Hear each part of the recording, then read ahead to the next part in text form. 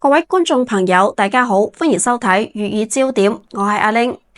近日網紅羅永浩同西貝嘅爭執，再度將預製菜推上風口浪尖。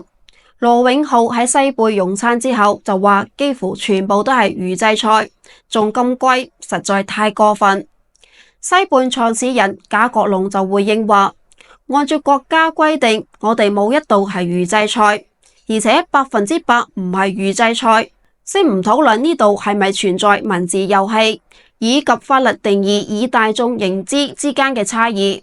有一點可以確定，以賈國龍為代表嘅餐飲人極度迴避預製菜嘅標籤。佢哋清楚，一旦與預製菜掛鈎，等於自拆招牌。咁喺消費者眼裏，預製菜等同於難食、廉價、品質差、不安全等負面意象。我哋真正想討論嘅係，點解我哋會咁樣諗？點解我哋會咁反感預製菜？歸根結底，中國嘅餐飲文化同新鮮二字不可分離。預製菜喺挑戰新鮮至上嘅文化邏輯。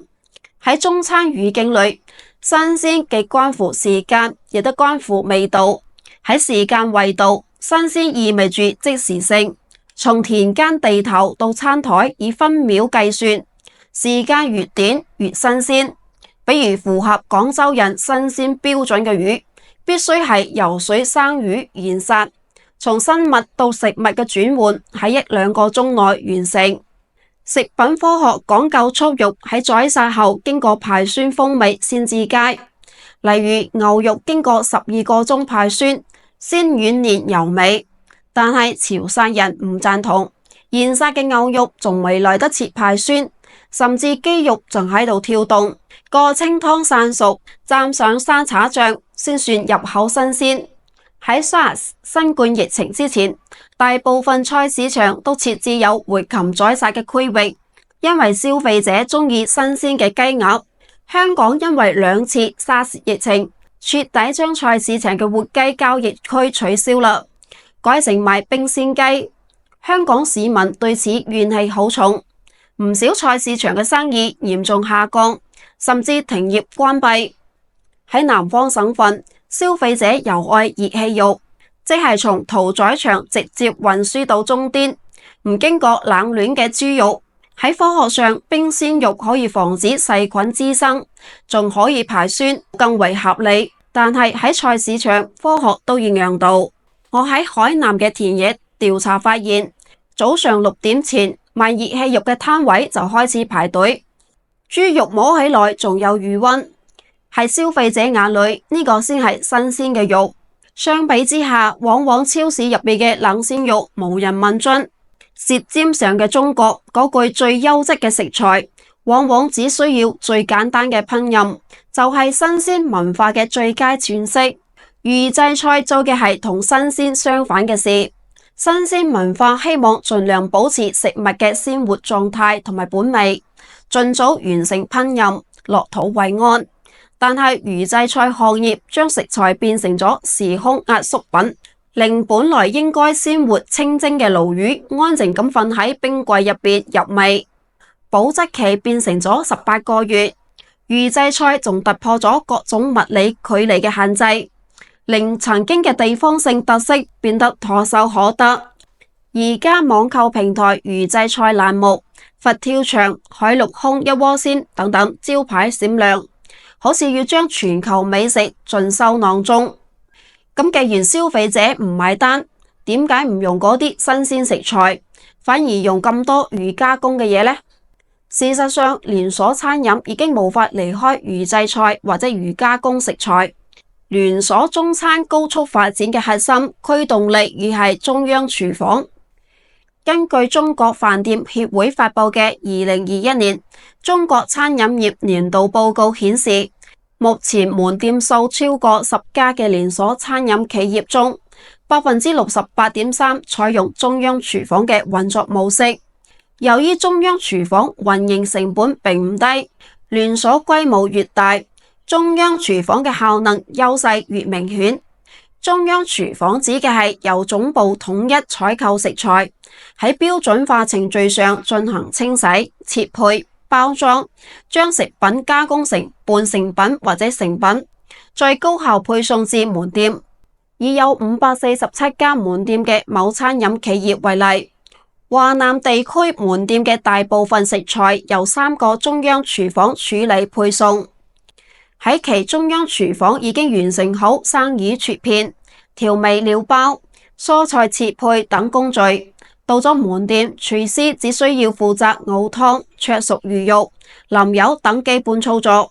從顧客落單到完成上菜喺15分鐘內完成，標準化、高效、便利嘅操作方式，創造咗佢曾經快速擴張、盈利增長嘅行業神話。中央廚房顛覆咗好多中餐嘅傳統特質。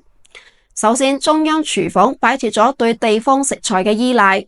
傳統中餐講究使用當地當季嘅食材，喺菜品入邊可以品嘗到時間同埋水土，折射出天人合一嘅自然觀。我採訪過某餐飲連鎖集團嘅一名負責人，對方表示佢哋中央廚房嘅食材供應商都係行業嘅龍頭企業，嚟自全國各地，食材由總部集中訂購。豬肉等關鍵食材甚至係通過訂單生產，從而保證食品質量嘅穩定性同埋統一性。但本質上呢啲食材係工業化農業嘅產物，可能意味住地方風味嘅流失。其次，中央廚房弱化咗廚師嘅地位，但符合餐飲業降本增效嘅追求。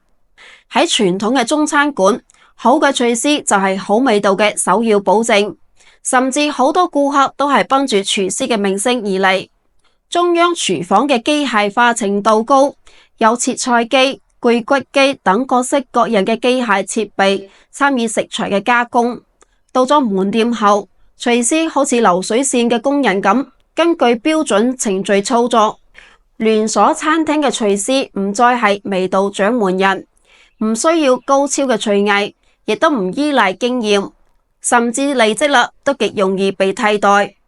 最後，中央廚房用減法取代加法，傳統中餐食材烹飪手法同埋口味都非常豐富多彩。好餐館嘅菜單與時俱進，不斷融合，推陳出新。中央廚房出於對效率嘅極致推崇，會傾向於精簡菜單，菜單越短越好操控，亦便於喺最快嘅時間出餐，實現利益最大化。某餐飲品牌宣稱，店入邊只有一種味道可以選擇，只用一種魚，只有一種辣度，唔可以加辣，亦都唔可以減辣。呢個就係減法主義嘅極致表現。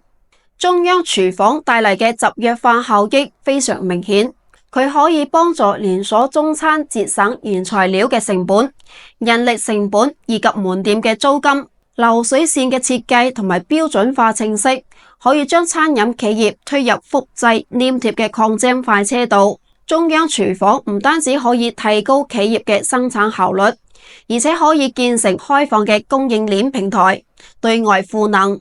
對生產店嚟講，預製菜令生產鏈增值空間更大。初級農產品利潤低，損耗高，深加工越多，利潤越高，亦都能為產地帶嚟收益。政策同樣加碼，中央1號文件提出提升淨菜、中央廚房等產業標準化同埋規範化水平，培育發展預製菜產業。據艾媒資訊，2022年中國預製菜產業發展白皮書，2022年中國預製菜市場規模4196億元，同比增長21.3%，預計3到5年將以約20%年增速增長，2026年有望達萬億規模。預製菜趨勢不可逆，但市場接受並唔容易。對於消費者嚟講，預製菜嘅出現，一方面意味住便利，甚至可以減少家庭備餐嘅時間。所以有啲家庭主婦朋友認為預製菜解放咗佢哋嘅廚房，但係預製菜同時亦都意味住嗰啲現炒嘅鑊氣難尋。預製菜帶來嘅最直接改變係將廚師變少，將操作員變多。當味道被拆分成清重、解凍、復熱等固定步驟，後廚唔再需要高超嘅刀工同埋經驗判斷，一個人對照濕就可以完成出餐。話到底，我哋缺嘅係信任嘅機制，呢個正係公眾呼籲預製菜透明化嘅原因。我哋需要更強嘅外部監管，清晰嘅追溯，以第三方嘅認證來證明佢係安全嘅，係可以放心嘅。當然，更關鍵嘅係從業者願意以良心回應社會嘅期待，將原料、工藝、添加同埋儲運講清楚，令消費者睇得見、查得到、聞得明。預製菜係一股潮流，係高效率社會嘅寫照，亦都係麥當勞化嘅一個切面，但佢好難完全征服中國味蕾。現階段嘅工藝並唔可以充分保留或者復現所有嘅食材風味，有啲菜一經預製就注定走味，比如松茸等野生菌難以規模化養殖，只可以依賴自然。我尤其厭倦嗰啲加咗保水劑嘅預製魚類，入口似注膠，鮮味全無。我哋熱愛當地當季新鮮嘅食材，食嘅就係時空嘅凝結。喺商場裏可以選擇餐廳，無法避免預製菜，但可能係無奈中相對安全嘅選擇。但係要食真正好嘅，都係要去有靈魂嘅菜市場，或者係可以自由選擇食材嘅小餐館。